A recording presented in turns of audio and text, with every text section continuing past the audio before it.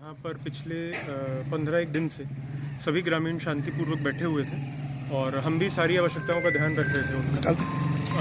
आज तकरीबन 2:30 बजे के आसपास कुछ असामाजिक तत्वों के द्वारा उकसाए जाने पर वहाँ से पथराव शुरू हुआ और जहाँ पे जो हमारे कुछ सुरक्षा बल खड़े हुए थे, जो कि सभी धरना स्थलों पे होते हैं कुछ मिनिमम अमाउंट पे, उनके चोट आई क्योंकि और उनको कोई निर्देश नहीं था किसी भी तरह के रिटेलिएशन का, तो वो वहाँ से अपनी जान बचा के भागे। फिर उसके करीबन 2 घंटे बाद हमने यहाँ के जनप्रतिनिधियों के साथ पुलिस से एसपी साहब और जिला प्रशासन की तरफ से हम लोग फिर उनसे बात करने का प्रयास किया 2 बार। एक बार हम उनसे वहाँ तक मिलने भी गए, लेकिन फिर वहाँ पर भीड़ काफ़ी उग्र थी और उन्होंने फिर से पथराव और पीछा करना शुरू कर दिया।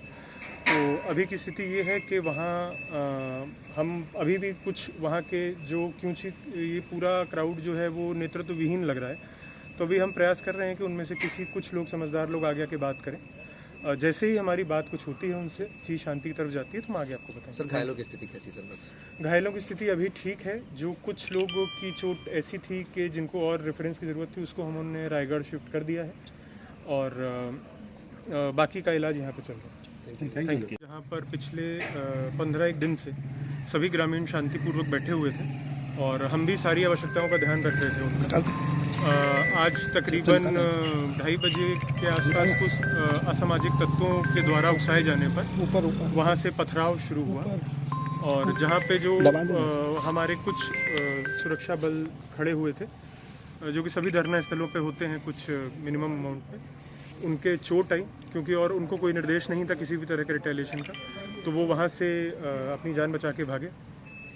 फिर उसके करीबन 2 घंटे बाद हमने यहाँ के जनप्रतिनिधियों के साथ पुलिस से एसपी साहब और जिला प्रशासन की तरफ से हम लोग फिर उनसे बात करने का प्रयास किया 2 बार। एक बार हम उनसे वहाँ तक मिलने भी गए, लेकिन फिर वहाँ पर भीड़ काफ़ी उग्र थी और उन्होंने फिर से पथराव और पीछा करना शुरू कर दिया।